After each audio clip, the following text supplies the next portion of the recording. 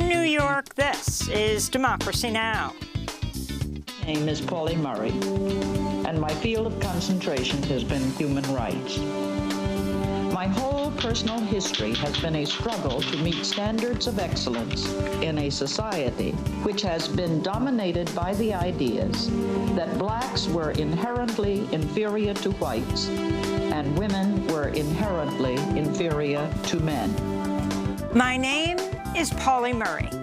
A new documentary from the directors of RBG explores the remarkable life of Pauli Murray, a groundbreaking legal scholar who influenced Ruth Bader Ginsburg and Thurgood Marshall, and a civil rights pioneer who was arrested 15 years before Rosa Parks for refusing to give up a seat on a segregated bus. Pauli later helped found the National Organization for Women. Pauli also became a priest and is now a saint in the Episcopal Church. Pauli Murray is also viewed as a hero to many in the trans rights movement. We'll speak to the Academy Award-nominated filmmakers Julie Cohen and Betsy West, plus Dolores Chandler, a trans writer and social worker featured in the film. We've been taught to believe that people like us don't exist. So when I came to know and learn about Pauli Murray, I was so amazed and wanted to hold it so tightly. And also I was angry. I was so angry that I felt in some ways that I had been robbed of a part of my history. Pauli Murray for the hour. All that and more coming up. Welcome to Democracy Now!, democracynow.org, The Quarantine Report. I'm Amy Goodman. The United States reported another 4,000 deaths from COVID-19 Thursday, as a fast-spreading coronavirus variant first seen in South Africa was detected in South Carolina for the first time. Daily U.S. infections have been on the decline after shattering world records earlier this month, but remain at extremely high levels of about 150,000 per day. Disease experts worry new variants, coupled with fatigue over masks and social distancing, could lead to another surge in cases. Here in New York, Attorney General Letitia James said Thursday Governor Andrew Cuomo's administration undercounted COVID-19 deaths at nursing homes by as much as 50%. Just hours after James' announcement, New York Health Department officials added nearly 4,000 nursing home deaths to New York's tally. Drug maker Novavax said Thursday its COVID-19 vaccine showed nearly 90% efficacy at preventing disease in patients in a large clinical trial in the UK. But worryingly, the Novavax vaccine showed only a 50% efficacy rate in a smaller trial in South Africa, where a new variant of coronavirus has been spreading rapidly. The Novavax immunization is a protein-based vaccine that trains people's immune systems to recognize the spike proteins that surround the coronavirus. Several mutations in the South African variant led to changes in the spike protein that can help it evade immune responses. At the World Health Organization, Emergencies Director Dr. Mike Ryan said vaccine makers may have to tweak their formulas as the coronavirus continues to evolve. Look at influenza. We change the vaccine composition twice a year for the northern and southern hemisphere, and we're able to issue vaccines very, very quickly to combat the predominant flu strains every year. So there's no reason, even down the line, if this virus evolves to a point where our vaccines begin to lose effectiveness, we can adapt those vaccines. And I believe we can adapt those vaccines quickly. President Biden signed an executive order Thursday restoring mandates of the Affordable Care Act and Medicaid that were undermined under President Trump. Biden's order also adds a new special enrollment period for people to purchase a health care plan through the federal insurance marketplace. That period runs from February 15th through May 15th. There's nothing new that we're doing here other than restoring the Affordable Care Act and restoring the Medicaid to the way it was before Trump became president. The U.S. economy shrank by 3.5% last year, the worst drop since 1946. The Commerce Department reports the economy grew by 4% in the last quarter of 2020, but that was not nearly enough to offset declines earlier in the year. Another 847,000 U.S. workers filed new jobless claims last week, with unemployment remaining historically high. On Thursday, Democratic leaders signaled they'll attempt to push Biden's proposed $1.9 trillion coronavirus relief package through Congress by mid-March. An Arkansas man who boasted to reporters about looting the office of House Speaker Pelosi on January 6 will remain behind bars while he awaits trial. On Thursday, Chief U.S. District Judge Beryl Howell denied bail to Richard Barnett, who infamously posed for photos with his feet on Pelosi's desk and later showed off mail he'd stolen from her office. Judge Howell blasted Barnett as a brazen, entitled, dangerous, and a braggart who showed a total disregard for the law and the U.S. Constitution. She added, quote, "We're still living here in D.C. with the consequences of the violence in which this defendant is alleged to have participated. I can still see heavily armed National Guard troops patrolling from my window," unquote.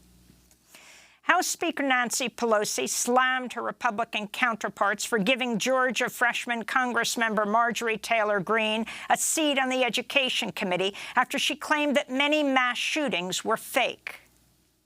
Assigning her to the Education Committee when she has mocked the killing of little children at Sandy Hook Elementary School, when she has mocked the killing of teenagers in high school at the Marjorie Stoneman Douglas High School, what could they be thinking, or is thinking too generous a word for what they might be doing? It's absolutely appalling. This comes as more disturbing revelations about Marjorie Taylor Greene have emerged from her social media history. In 2018, she falsely claimed a laser beam started the deadly campfire in California. Greene cited Rothschild Inc., a common anti-Semitic trope, as being responsible. In fact, Pacific Gas and Electric has pleaded guilty in the deaths of 84 people killed in the wildfire. The QAnon-supporting Congressmember has also backed calls for violence against Democrats, promoted other anti-Semitic and anti-Muslim conspiracy theories, and made racist remarks. House Republican Minority Leader Kevin McCarthy signaled continuing loyalty to Donald Trump Thursday after a meeting with the former president at his Mar-a-Lago estate in Florida. In a statement, Congressmember McCarthy said Trump would help a united conservative movement to elect Republicans to the House and Senate in 2022. McCarthy's visit came on the same day Florida Republican Congressmember Matt Gaetz led a rally at the Wyoming state capitol calling on voters to reject Republican Congresswoman Liz Cheney during primary elections.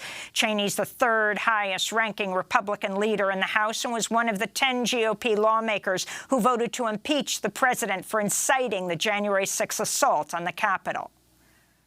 If you want to prove that you have the power, defeat Liz Cheney in this upcoming election, and Wyoming will bring Washington to its knees.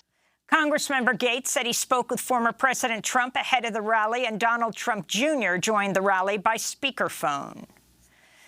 In India, farm workers taking part in a historic uprising called off a march to Parliament next week following deadly violence during a protest earlier this week that left one person dead and hundreds injured. The head of the Farmers Union condemned the violence, which saw some farmers break off from the main protest and breach the historic Red Fort complex, some driving tractors. Police pushed the farmers back with tear gas and batons. Indian police are using facial recognition technology to identify suspects in the Red Fort breach. Pakistan's Supreme Court ruled to release 4 men convicted of kidnapping and murdering Wall Street Journal reporter Daniel Pearl in 2002. His attackers famously recorded his beheading and sent the video to U.S. officials. The court cited insufficient evidence and inconsistencies in the case, which was re-examined last year. The White House described the decision to release the perpetrators as, quote, an affront to terrorism victims everywhere, and administration officials said they would seek to put one of the men, British national Ahmed Omar Saeed Sheikh, on trial in the United States. President Biden's expected to name Robert Malley, a former advisor in the Obama and Clinton administrations, as the U.S. Special Envoy on Iran. Malley was a key figure in negotiating the landmark 2015 Iran nuclear deal, which Trump unilaterally withdrew the U.S. from. Russian authorities are cracking down on TikTok and other social media sites ahead of planned anti-corruption and anti-dictatorship protests being planned for the weekend. Last weekend's rallies were met with extraordinary police violence and nearly 4,000 arrests after tens of thousands of people took to the streets of cities across 11 time zones in some of the biggest protests ever to challenge Vladimir Putin's rule. Police have stepped up arrests and home searches targeting supporters of opposition nationalist politician Alexei Navalny, who was arrested upon his return to Russia earlier this month after surviving an assassination attempt in 2020. Navalny says the attack using the Soviet-era nerve gas Novichok took place on Putin's orders. On Thursday, a court in Moscow ordered Navalny to be jailed for 30 days ahead of his trial. Navalny spoke by video link from jail. I want to say one more time, you won't succeed in frightening us. In fact, we are the majority. You won't manage to frighten dozens of millions of people who were robbed by those in power, despite the fact that those people who are now under arrest faced hardships. In Germany, a neo-Nazi who murdered regional political official Walter Lübcke has been sentenced to life in prison. Stefan Ernst shot Lübcke on the terrace of his house in 2019. Lübcke has been targeted by far-right extremists over his support of Chancellor Angela Merkel's immigration policy, which opened Germany's doors to asylum seekers during the 2015-16 refugee crisis. A Dutch appeals court has ruled Shell is responsible for oil spills in 2004 and 2005 in Nigeria's Niger Delta and must pay damages. The case was brought by Friends of the Earth and Nigerian farmers who were seeking compensation for the leaks that contaminated their land and deprived them of income. The ruling could lead to more cases against Royal Dutch Shell. General Motors said Thursday it'll stop manufacturing cars that produce tailpipe emissions by 2035 as part of a pledge to become carbon neutral by 2040. GM's move to all-electric cars could cause other major automakers to follow suit. A recent report by the Union of Concerned Scientists found electric cars generate half the emissions of the average comparable gasoline car, even when pollution from battery manufacturing is accounted for. Lawmakers are demanding a congressional investigation into the trading app Robinhood after it stopped allowing users to purchase stock in the video game retailer GameStop and other companies. GameStop's share prices have swung dramatically in recent weeks, at one point surging by over 1,800% after amateur investors on Reddit boosted its price, costing billions of dollars in losses to major hedge funds that were betting on its share price to fall. A class action suit brought Thursday accuses Robinhood of manipulating the open market to benefit hedge funds at the expense of amateur traders. New York Democratic Congress member Alexandria Ocasio-Cortez tweeted in response, quote, "Gotta admit, it's really something to see Wall Streeters with a long history of treating our economy as a casino complain about a message board of posters also treating the market as a casino." She added, quote, "Anyways, tax the rich," unquote. In media news, the Daily Beast reports New York Times science and health reporter Donald McNeil Jr. was under investigation over offensive and racist comments he allegedly made while leading a trip to Peru with high school students in 2019. After the trip, several of the students told their parents McNeil had repeatedly made sexist comments and used the N-word. New York Times executive editor Dean Baquet said the investigation concluded McNeil's remarks were offensive and that he showed extremely poor judgment, but it did not appear to me that his intentions were hateful, he said. McNeil has been at the paper since 1976 and is now a top coronavirus correspondent. In more media news, two top executives at CBS were suspended earlier this week over accusations of sexist and racist behavior and following an investigation by the Los Angeles Times detailing how the two executives continuously bullied women journalists, blocked promotions for black journalists, and made racist comments. Peter Dunn, president of the CBS television stations, and David Friend, senior vice president of news, have been placed on administrative leave while a third-party investigation is ongoing. In Texas, the Austin City Council voted earlier this week to buy a hotel that'll serve as permanent housing for dozens of chronically unhoused people and use money taken from the city's police budget to provide resources for the people who will live in the hotel. The council back in August voted to cut some $100 million from the police department's budget. A recurring $6.5 million payment from those cuts is being set aside to fund permanent supportive housing and other services for unhoused people. In Georgia, at least 6 people were killed after a liquid nitrogen leak at a Gainesville poultry processing plant Thursday. Nearly a dozen others were sent to the hospital. The plant is owned by the Foundation Food Group. Mexican officials said at least 2 of the workers who died were from Mexico. Most of the workforce in Gainesville's meat processing plants are Latinx. In 2019, 4 in every 100 meat processing plant workers in the U.S. recorded a workplace injury, and at least 12 people died at the workplace. An award-winning African-American actress, Cicely Tyson, who was born and raised in Harlem, New York, has died at the age of 96. In 1974, Cicely Tyson won 2 Emmy Awards for perhaps her best-known role as the lead character in the TV drama The Autobiography of Miss Jane Pittman. Tyson also had a supporting role in the 1977 television miniseries Roots. Cicely Tyson has played many acclaimed TV and movie roles, consistently portraying positive images of African-American women. In 2005, Cicely Tyson spoke at a memorial service for the late Rosa Parks at the Metropolitan AME Church in Washington, D.C. I do believe that the reason why Rosa Parks did not move when ordered to do so was because she knew that King Jesus was her driver.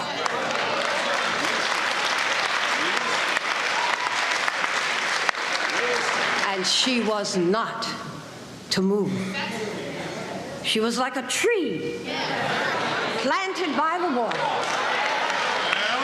And she was not to be moved. I tell you, she was climbing Jacob's ladder, and she was not to be moved. Climbing Jacob's ladder, and she was not to be moved. I have to tell you that last night, yesterday, when I viewed her body, I was stunned by the strength that came from her face. Even in death, it was there. The late Cicely Tyson speaking at the memorial service for Rosa Parks in 2005. Democracy Now! Was there. Cicely Tyson has died at the age of 96. And those are some of the headlines. This is Democracy Now!, democracynow.org, the Quarantine Report. When we come back, we spend the rest of the hour with filmmakers behind the remarkable new documentary, My Name is Pauli Murray, exploring the life of Pauli Murray, a groundbreaking legal scholar who influenced Ruth Bader Ginsburg, Thurgood Marshall, and their largely unexplored experience as a non-binary Black person. Stay with us.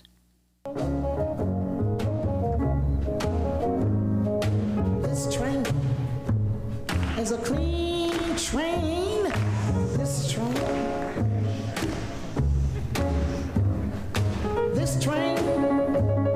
is a clean train.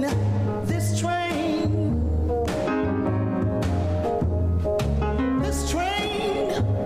is a clean train. Everybody ride it in Jesus' name. This train is a clean train.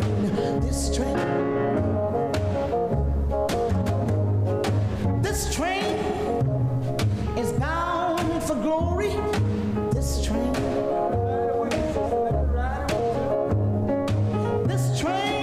Brother Spain, is bound for glory. You know this train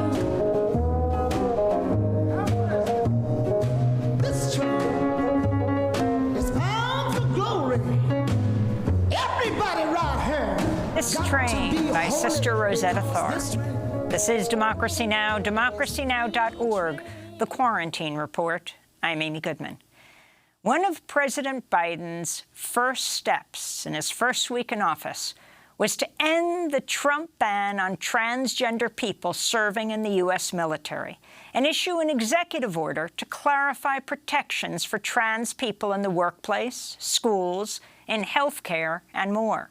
He also signed 4 executive orders to advance what the White House calls his racial equity agenda. The moves are steps on the long path toward equality, and today we spend the hour looking back on one of the most pivotal figures in the history of this struggle, Pauli Murray, a trailblazing Black, queer, feminist, poet, lawyer, and legal scholar, and priest, who was discriminated against from childhood because of their race or gender or both, and went on to question systems of oppression and conformity with a radical vision ahead of their time that influenced landmark civil rights decisions and gender equality legislation that transformed our world. As a civil rights pioneer, Pauli Murray was arrested 15 years before Rosa Parks for refusing to give up a seat on a bus. Pauli later helped found the National Organization for Women. Pauli also became a priest and is now a saint in the Episcopal Church. Pauli Murray's story is told in a new documentary premiering at the Sundance Film Festival that opens this weekend, that features never-before-seen footage and audio recordings of Pauli Murray in their own words.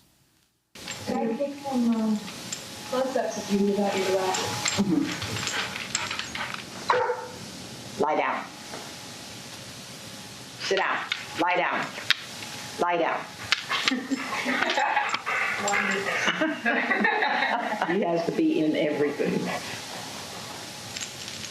My name is Pauli Murray, and my field of concentration has been human rights.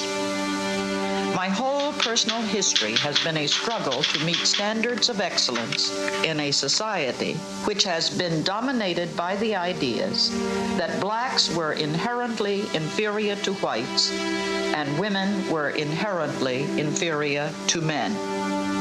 How influential was Pauli Murray in the fight for equality? They played a key role in developing Thurgood Marshall's arguments that led to the unanimous 1954 Supreme Court ruling in Brown versus Board of Education that racial segregation of children in public schools was unconstitutional.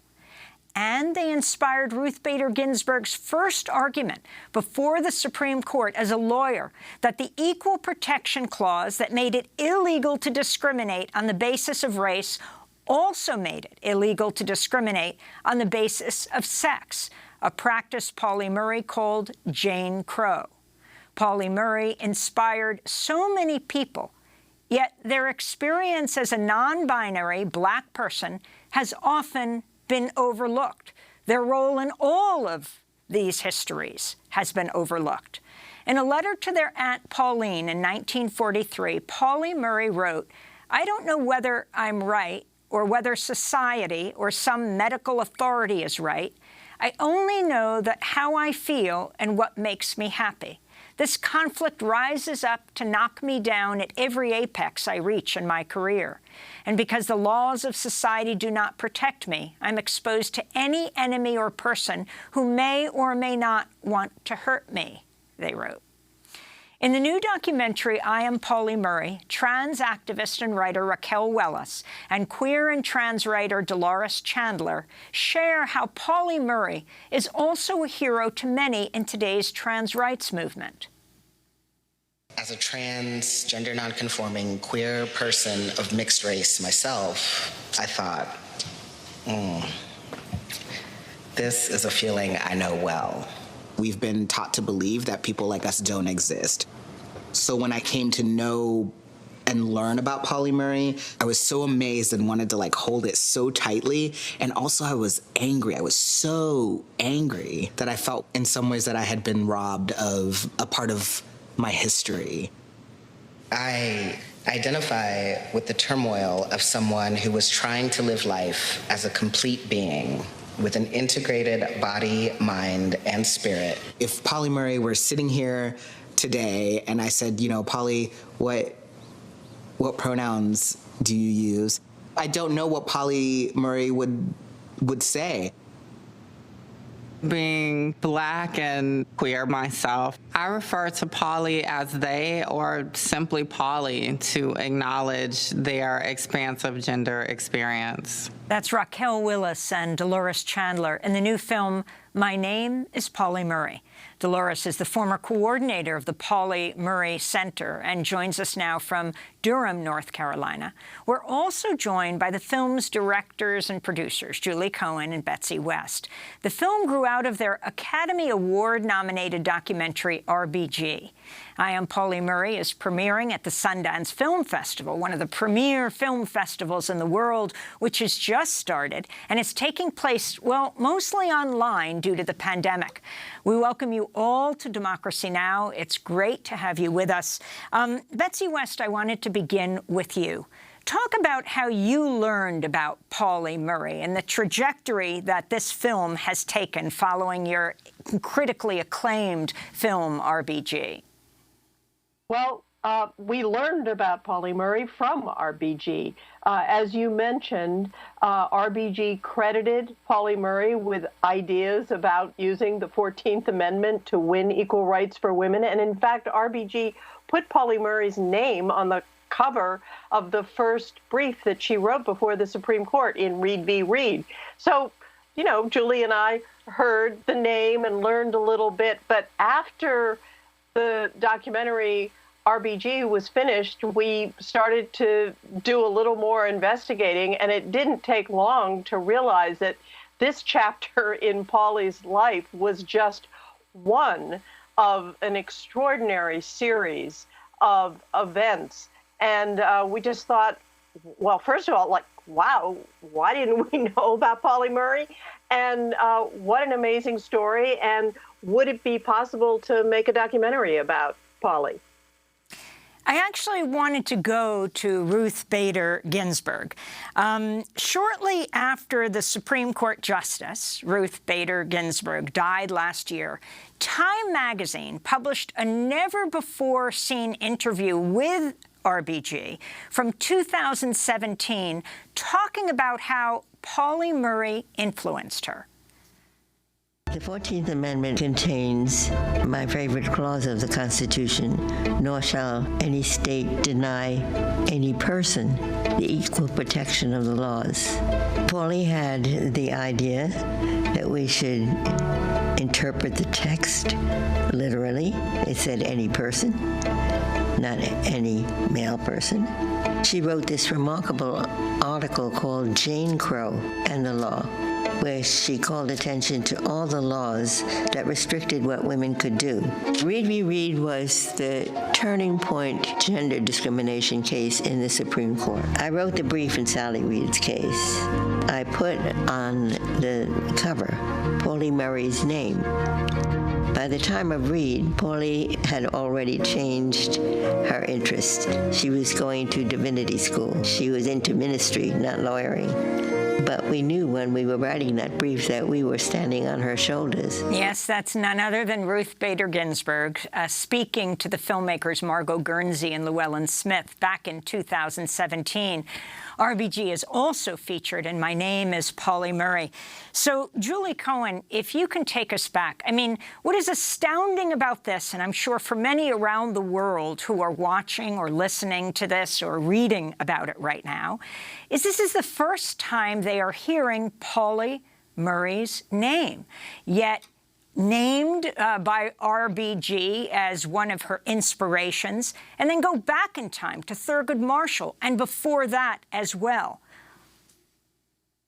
Yeah, that's right. I mean, certainly there is a growing awareness among progressives in the U.S., Episcopals, people who live in Durham, North Carolina, pockets of extreme interest and academics who are interested in Pauli Murray. But the fact is, most of us were not taught about Pauli Murray in our elementary school history classes, as perhaps we should have been, or later in our schooling. And yet, this is a person who influenced so many different movements in the U.S., not only, as you were talking about, the fight for gender equality, but also the fight for racial equality. When Pauli Murray was at Howard Law School in the early 1940s, Pauli wrote a paper making the argument that Plessy versus Ferguson should be overturned, that 1896, the notorious 1896 Supreme Court case laying down the rule of separate but equal.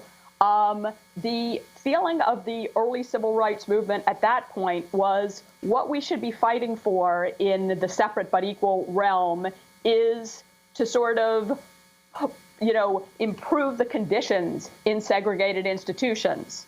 Pauli Murray's argument was, no.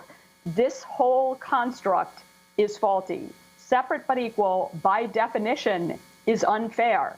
And by keeping people separate, you are treating them unequally. You're creating a stamp or a badge of inferiority, telling people that you have to, people need to be going to their own corners. Pauli's teachers and classmates at Howard Law School thought this idea too radical. In Pauli's description, there was laughter and mocking.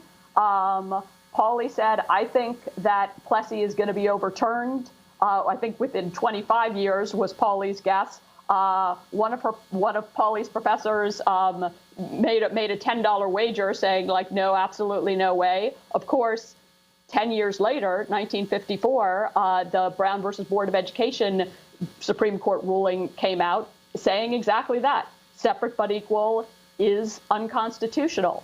And Pauli's law professors had been were involved in that case. Spotswood Robinson, who was Pauli's professor at Howard, Thurgood Marshall, also teaching at Howard, all the great civil rights,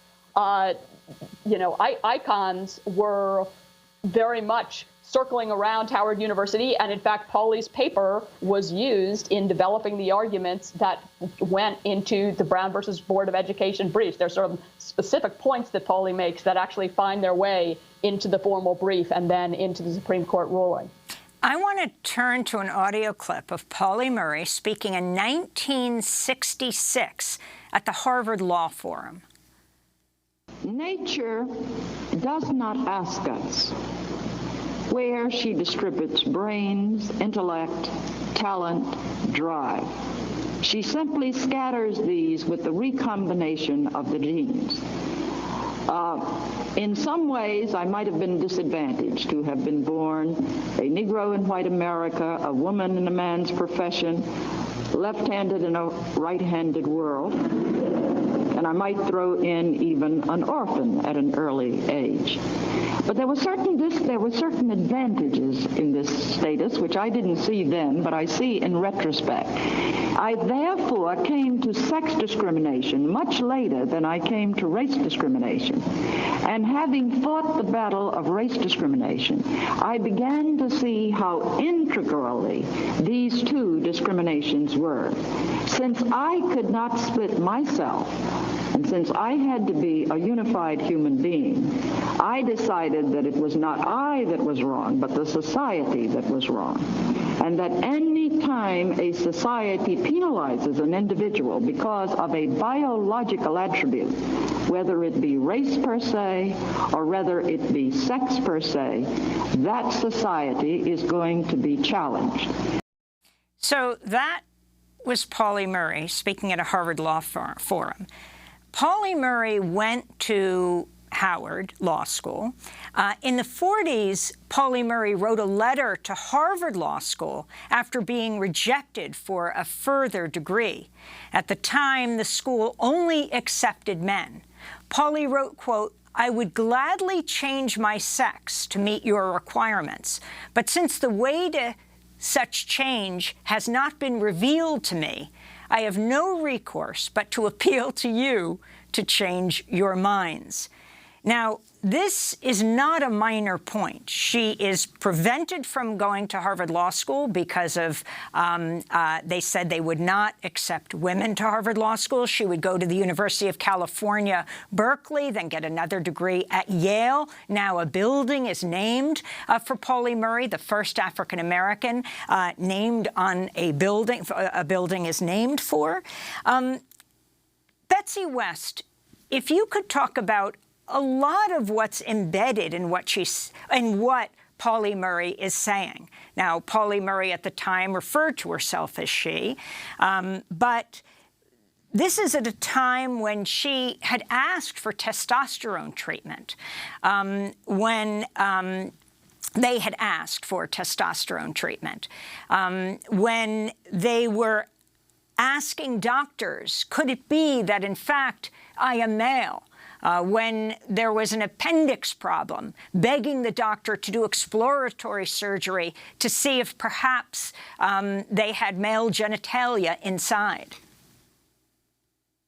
Yeah, as you said, this was a struggle that Pauli went through privately.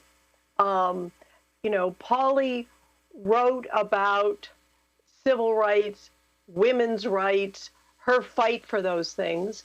But at the same time, as a young woman, Pauli was experiencing the feelings, hey, I'm a man. And in Pauli's 30s and 40s, consulting a series of doctors, it was really extraordinary to read the letters that are in the Schlesinger Library at Harvard, where Pauli's archive resides, in a folder that Pauli saved for posterity to read, her struggle to find an answer to the feelings that Pauli had at the time. I mean, you have to remember in the 1930s and 1940s, there was no language, there were no words to describe the feelings that Pauli had had from the time that she was a little girl, and something that you know was a private struggle that now, thanks to her saving all of this, we know about. And I think you know, many people in the trans community will hear about, have identified with very strongly. You heard from Dolores earlier. Look forward to hearing from Dolores now. And I want to bring Dolores into this conversation now. Dolores Chandler, you were the project coordinator at the Pauli Murray Project in Durham.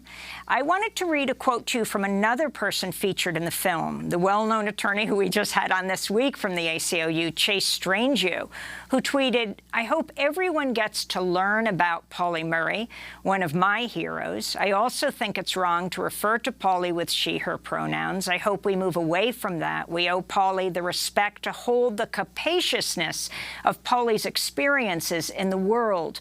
Dolores, talk about how you learned about Pauli Murray, your feelings at the time, not having grown up with her as here I use the term her, because she herself earlier. But in this day and age, as Chase Strangeview says, do not use those pronouns. Your thoughts? Well, so to go back to how I learned about Pauli Murray, I, was really introduced to who Pauli Murray is and was in 2013 when I learned about the Pauli Murray Project. And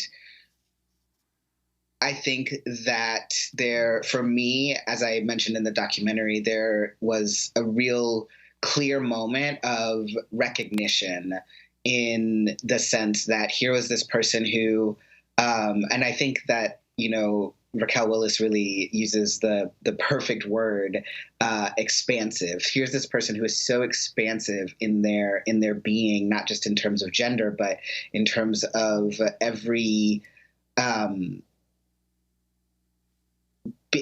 person who's become so integral in almost every aspect of our culture, and to recognize somebody who is holding a sense of turmoil around something that is very integral to their being. And what Polly talks about is the necessity to be to not fragment themselves, and to be integral or integrated into body, mind, and spirit. And so I think the ask to refer to Polly with gender neutral pronouns, as opposed to with she, her pronouns, is an ask to acknowledge the complexity and the fullness and expansiveness of who Polly was as a person. And talk about your thoughts, Dolores, and your feelings when you first learned about Polly Murray, how you came to be, at the time, the project coordinator at the Polly Murray Project in Durham, North Carolina. So I came to be in that position really through my field internship. I was in a social work program at UNC at the time, and I had been invited to participate in a weekend-long sort of discussion where there were people from disciplines relevant to Polly Murray's life. So I spent the weekend with lawyers and priests and theologians. And I also was showing up not just as a social worker, but as a community organizer and performer. And we were all talking about the impact that Polly Murray had on our lives and on our fields and our disciplines. And I think that for the first time ever, was introduced to this person who not once ever really compromised who they were in order to achieve what they were trying to achieve in the world. And I think that when you're someone, in my social work program, I was at the time the only out gender nonconforming, also queer person of color in the program. And so when you're the only one of your kind in a space, it is a very isolating and lonely experience. And to then encounter someone like Polly Murray and to recognize that there were people like me and people like us who have come before us, but because of the way our society is constructed, our presence and our identities and the wholeness of who we are is often treated as either irrelevant or lacking in value. We trans and gender nonconforming folks are forced to sort of, in a lot of ways, navigate this world with the belief that we're an aberration or an anomaly, or don't actually make significant contributions to culture, to society, or to policies. And then to turn around and find this person who experienced a similar turmoil, I thought to myself, oh, this is a lie. Like, to be treated as though trans people don't exist, or that trans people or gender nonconforming or non-binary people are a problem, or that their contributions are of value only insofar as we brush aside, or we don't talk about those parts of that person that make us really uncomfortable or that we don't understand, is forces that fragmentation and ultimately is a violence. So when I learned about Polly Murray, if I could have, if that had been an in-person meeting, I would have just fully embraced Polly and hugged Polly so tightly to myself, because that was a life-giving moment for me. Dolores Chandler, we're going to break and then come back to this discussion. Now, Dolores, a social worker and equity facilitator and trainer, the former coordinator of the Pauli Murray Project, the Pauli Murray Center. That's talked about in My Name is Pauli Murray. That is premiering at the Sundance Film Festival this weekend. When we come back, not only a pioneering legal scholar, but also an Episcopal priest, now saint. We'll hear from Michael Curry. Stay with us. If not now, then when? If not today, then why make your promises? A love declared for days to come is as good as none.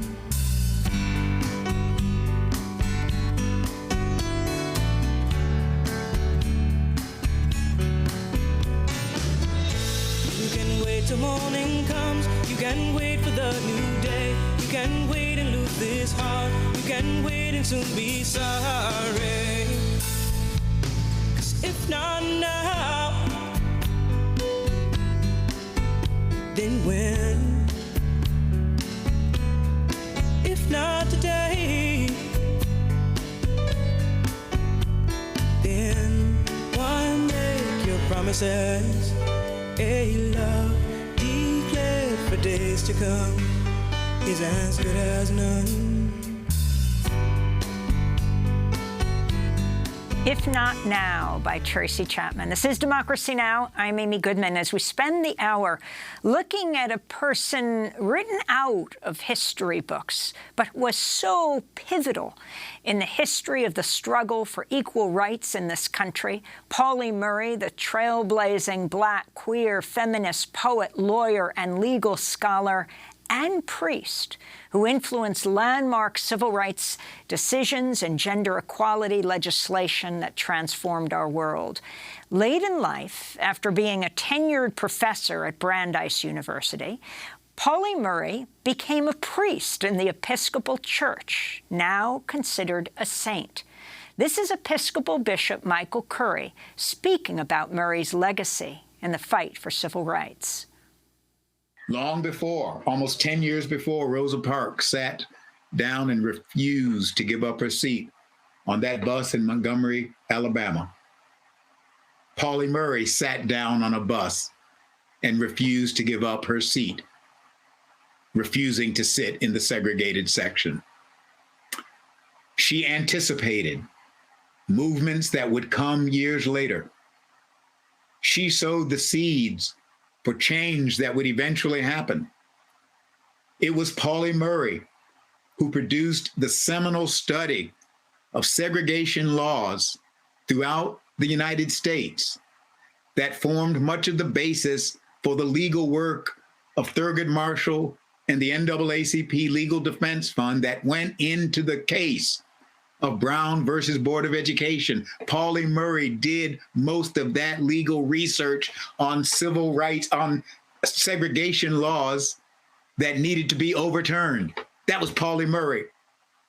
She anticipated change that would impact both civil rights, but women's rights, and eventually LGBTQ rights. She anticipated all of those things in her legal work, in her legal writings. Her friendship with the late Eleanor Roosevelt was a friendship that was built on a mutual commitment to values of a humane and a decent world. She worked assiduously for that kind of world, even though she herself did not actually see it. She wrote and worked for the equality of women and for equity. In fact, there's a new commentary, a new article I saw the other day that has Ruth Bader Ginsburg referring to Pauli Murray as one of her heroines, if you will, in the struggle and in the work. She's an unsung hero for the rights and the equity of women, an unsung hero for the rights and the equality and equity of all people in this country. an unsung hero for the rights of LGBTQ people in this country. She anticipated it. She saw it before it happened, and she worked for something that she would never see, but she did it so that some of us might actually see it. That's Bishop Michael Curry, the presiding bishop of the Episcopal Church, talking about Pauli Murray. Bishop Curry became global when he gave the sermon at the royal wedding of Prince Harry and Meghan Markle. This is Democracy Now! As we continue with the directors of the new film, My Name is Pauli Murray, Julie Cohen and Betsy West.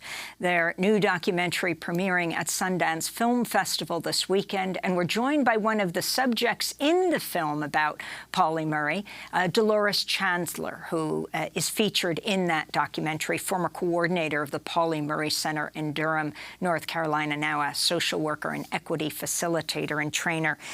Julie, the life trajectory of Pauli Murray, it is just absolutely incredible, and incredible that we, unless in different worlds, closer in those worlds, legal worlds, women's rights world, so many have not known about Pauli Murray. When Pauli Murray was rejected by Harvard for being a woman, they were doing that even though FDR, the President of the United States, wrote a letter to Harvard to say that Pauli Murray should be accepted. Pauli Murray was a friend of Eleanor Roosevelt, who sent flowers to Pauli Murray when they graduated from Howard Law School. Not only was Pauli Murray a professor at Brandeis, but she also lived in Ghana. If you can just talk about that part of the trajectory, and then deciding to become an Episcopal priest in the later years. Yeah, there is so much to this trajectory that it's, as you're seeing, hard to fit into a segment of a show, hard to fit into a film. Every single chapter more fascinating than the last. Pauli was motivated to move to uproot and move to Ghana in the late 1950s. At the time, Pauli was working as an associate at the prestigious New York law firm Paul Weiss. A period of life where, for the first time, despite making so many contributions, often Pauli was struggling to have enough money to pay the rent. And finally, at Paul Weiss, was making a great living, not feeling hugely fulfilled by the work, but certainly was intellectually engaged. And then in 1959, a man named Mac Parker was lynched in Mississippi. A big national news story at the time that there would be, this brutal lynching as late as 1959. And it just shook Pauli's world. And that led to the thought of, not only I want to change my career path, but I actually want to get out of the country for a while. Pauli took up an offer to go to the forming new law school in Accra, Ghana, and was there for 18 months teaching constitutional law concepts to African law students. Ran into some trouble with the not so interested in constitutional democratic principles government of Ghana at the time, and decided it would be safer to come back to America. That was the period when Pauli got a doctorate at Yale Law School. And as you say, moved into academics. We're leaving out of this, every time I say something, I think of a chapter that we're not mentioning of all the accomplishments we talked about. Pauli was also an unbelievable published writer of both memoirs and poetry. And after becoming a tenured professor at Brandeis, as you say, made the decision that at the core of everything Pauli had fought for through life, the activist struggles and the legal struggles, maybe politics and law weren't the best way to achieve the huge, monumental societal shifts that Pauli and others in the movement were seeking. And maybe spirituality and and God were the answers. And that's what led Polly to divinity school at a time when women, and remember that Polly was identifying in the world as a woman at the time, at the time Polly started divinity school, the Episcopal Church was not ordaining women. Fortunately, by the time that Polly got the degree, Polly was in fact ordained as an Episcopal priest. And those who knew her, knew Polly, we interview Polly's grandniece in the film, saying that becoming a priest really shifted Polly's perspective and really turned Polly from a talker to a listener, and mellowed Polly, but not in a way that quieted Polly, but in the way like a mellowed activist. And through all of this period, I mean, the decades, what's so astounding at how much Polly Murray accomplished, an amazing memoirist, journaler, as you said, poet, was institutionalized, would get depressed, had relationships when they ended with women, fell apart. Can you talk about overcoming all of this? Polly, go ahead. Sorry, go ahead, Julie. Sorry. It was really the spirituality that helped Polly overcome loss and struggle, and I think that's where it was after the death of a 15-year partner, Irene Barlow, that Polly went to divinity school and found in the church solace from some of the lifelong struggle. And Betsy, you wanted to add, and the issue of being institutionalized, and also understanding their just talking to medical doctors all through this period. You can only imagine how incredibly frustrating and difficult it was for Polly to have this strong feeling of being a man and not getting any kind of validation for this. And yes, Polly was in and out of institutions, suffering breakdowns basically in the 1930s and into the 40s. Eventually, Polly did find this love relationship with Irene Barlow, which, as Julie said, lasted for 15 years. And I think that was a great solace for Polly. I also think that the move, Polly had always been religious, had gone to the Episcopal Church, had found actually the relationship with Irene. They shared a passion for religion, used to go to church together. I also think that it gave Polly space to devote herself to Polly's autobiography, which she spent the last few years, Polly's life, writing very seriously. In one interview, we heard Polly was introduced as a lawyer turned poet. She said, "No, I'm a poet turned lawyer."